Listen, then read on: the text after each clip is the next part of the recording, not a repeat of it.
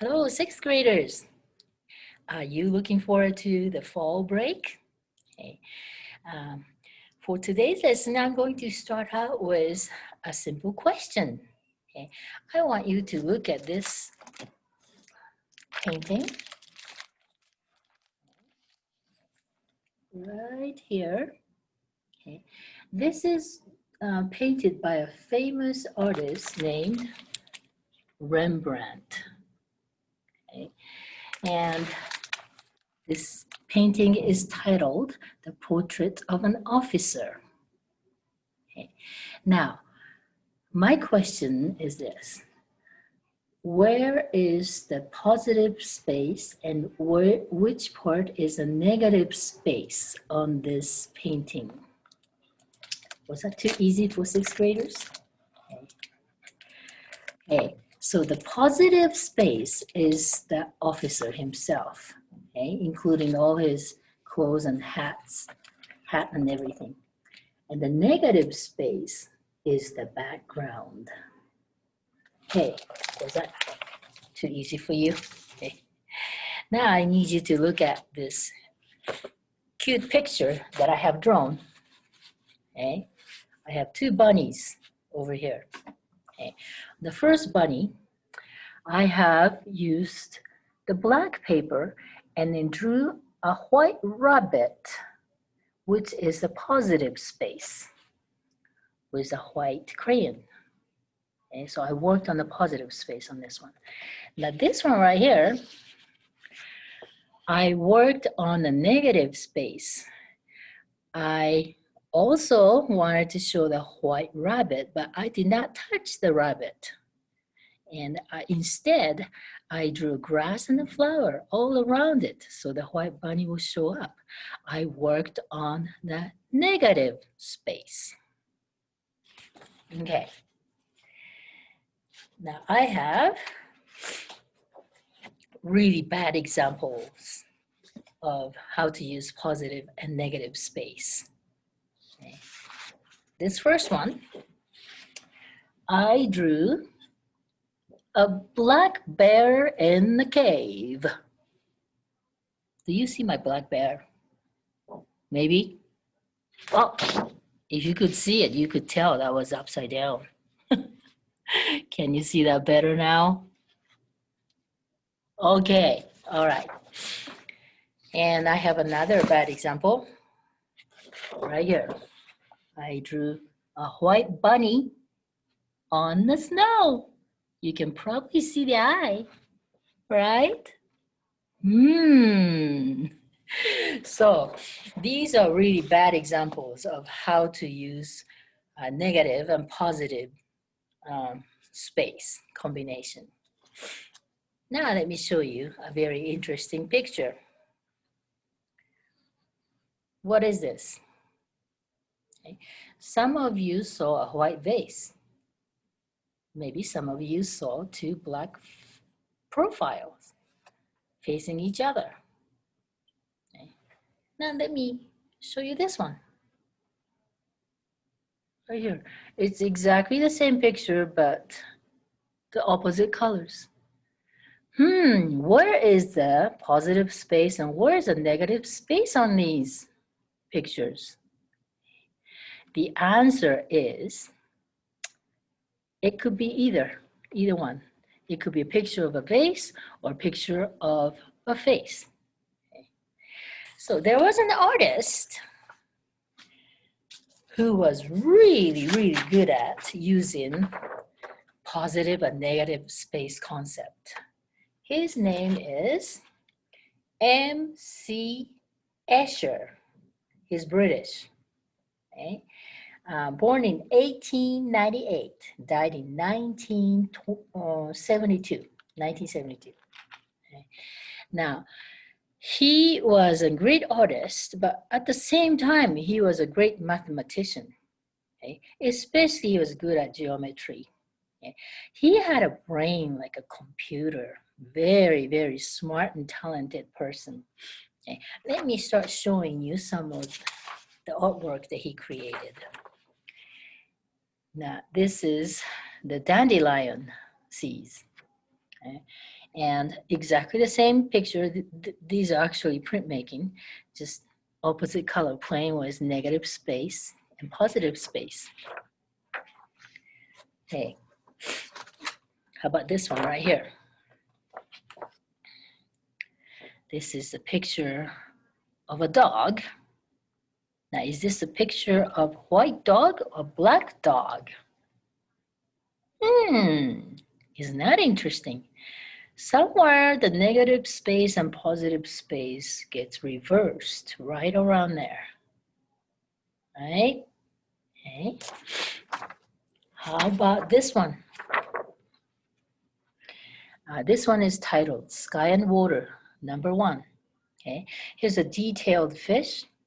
Here's a detailed bird, and it starts losing its details closer to the center line. And right here, the positive and negative space just switches. Right? Now, how about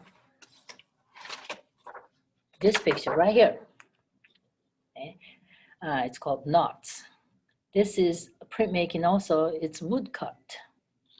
Okay. He used a wood base for this. And now, follow my finger, everybody. This is very, very interesting. I'm going to start from here. And this knot goes do-do-do, do-do-do, do-do-do. Go around and around and do-do-do, do-do-do. It went back to the top. And it goes this way, that way, and it never ends. Wow. And these are the same thing. They're smaller, but it does the same thing, right? Okay.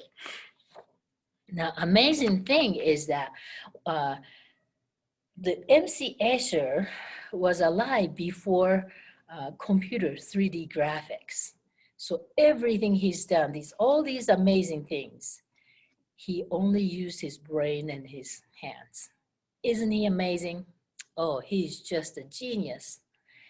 And let me show you a couple more. And okay, here we go. This one is called Bond of Union, lithograph. A lithograph is another way of printmaking. It uses the stone-based plate.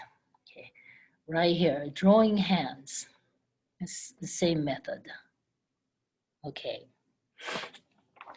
and he made this kind of fun inside the house printmaking too. Okay, now I bet you can easily get lost in here. You just never know where you're going to end up with. Up and down, left and right. Okay, and the last picture that I want to show is this. Oh, I gotta get back a little bit. Can you see the whole thing? This is called the three world. Okay, this whole thing shows the water surface. So these trees up here, they're not actual trees. They're reflections of trees upon the water. And it shows the fallen leaves and also show the fish inside the water. So it shows three worlds. One is a tree, a reflection and leaves, and the water surface, okay, and also a living creature inside the water. Okay, so let me talk about the actual project that you could try during the fall break. Okay, it's this. So this is a student version of the M.C.Escher's Three World. Okay. All right. So just grab any kind of paper, okay, and start drawing upside down trees from the top of the tree. Okay, that's step one. Okay, and make it realistic. Okay?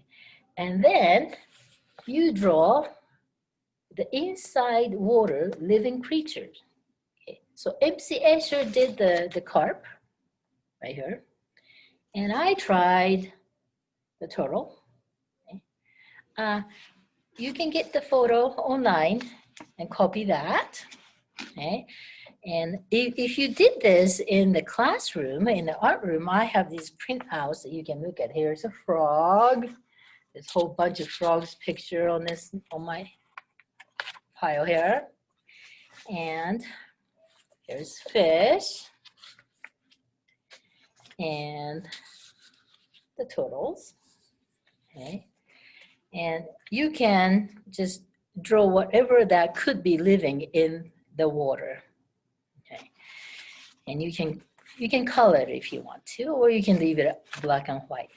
And here comes the last part, which has something to do with the fall break. Okay. Now, you can collect the real leaves, okay? Or you can make the crayon rubbing of the fall leaves. So that's what I did right here. They're not real leaves, but I put the leaf underneath and put the copy paper on top, and I just rubbed with a crayon. And then I traced the leaves pattern right there and then cut it out. So that's what I did. You can use that if you want to make a permanent version, or you can just scatter big leaves, colorful, different color leaves on the bottom and smaller leaves on top. Over here, because I have to keep this for a long time, I did not use real leaves. I just used the paper cutting of the leaf shape over here, and I added some white paints. But you can actually use all the natural leaves instead of the paper, or you can use the paper. That's up to you.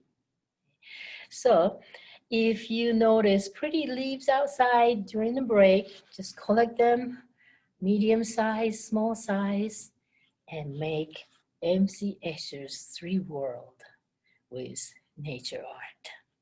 Okay, so that was my challenge for this week. And of course, if you're planning to have a family trip or have better plan, you don't just forget Mrs. Lee's art project. You don't have to do it. It's not a homework. But if you're bored to death, or if you feel like being super creative, try this idea. All right. Well, thank you for listening. I'm going to see you again next week, right after the break. Okay. Have fun.